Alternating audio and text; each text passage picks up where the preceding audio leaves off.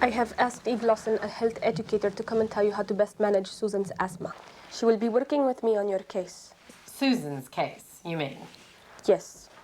At your last visit, I told you that Susan must use her inhaler regularly. There are no exceptions to this. Susan's doing the best she can, aren't you, dear? I'm trying.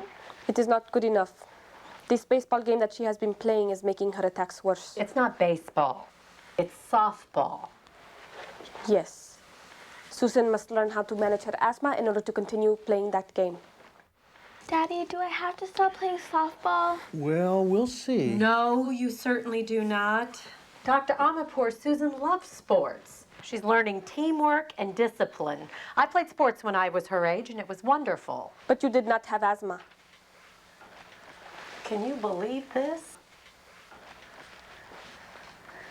Now, what about the cat? Did you move the cat outside? We tried to move the cat outside, but Susan can't sleep without him. You cannot have a cat in the house. Daddy, do we have to get rid of Jake? Well, Jake stays in the house. How can I help you if you will not listen to what I am saying? Doctor, you're not listening to what I'm saying.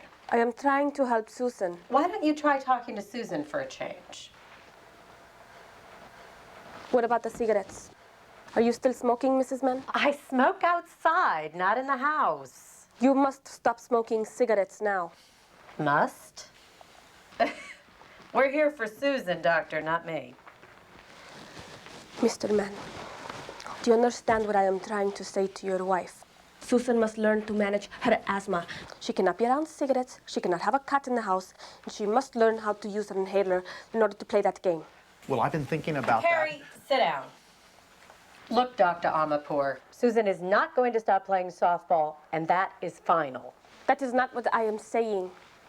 Susan can play the game if she does not play too hard, and she uses her inhaler the way she is supposed to.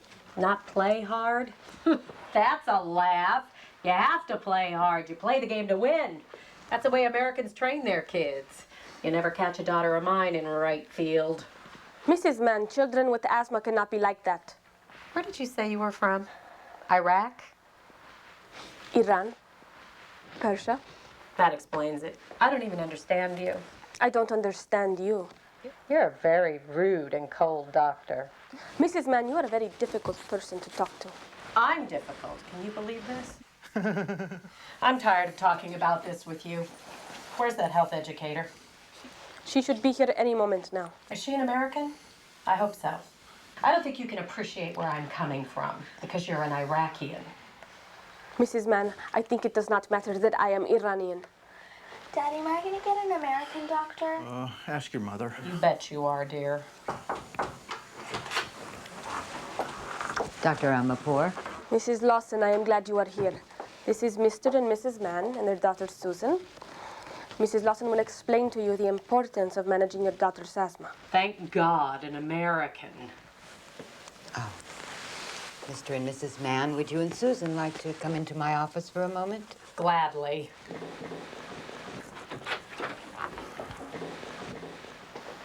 Mr. Mann, Yes. you seem reasonable. Would you talk to your wife? Well, I'd certainly try. Right behind you, dear.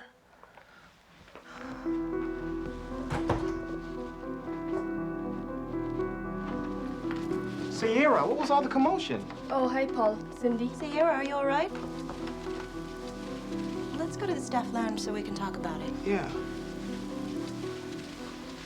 Do you want to tell us what happened? It is that Mrs. Mann.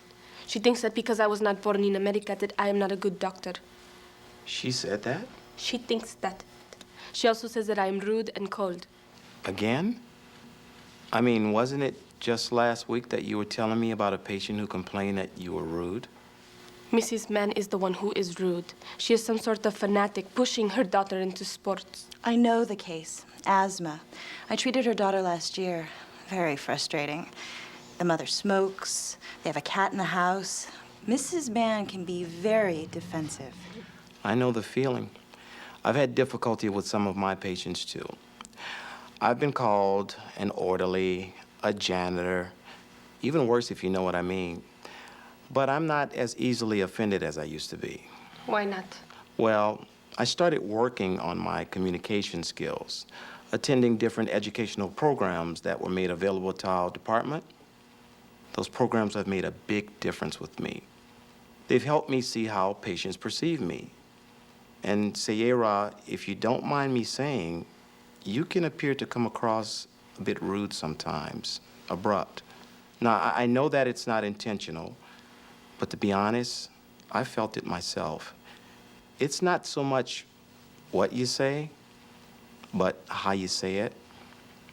And I'm sure that Mrs. Mann is a special case, but, well, what do you think? I think that she does not like me because I am Iranian. Excuse me. Wow. Too bad about Dr. Amopour. What do you mean? Well, she seems to have a lot of trouble with her patients. Paul, do you know what Dr. Amopour did last weekend? What she did on her own time? No, what did she do? She bought stuffed animals, lots of them. And she then took them over to the children's hospital. Wow. That's wonderful.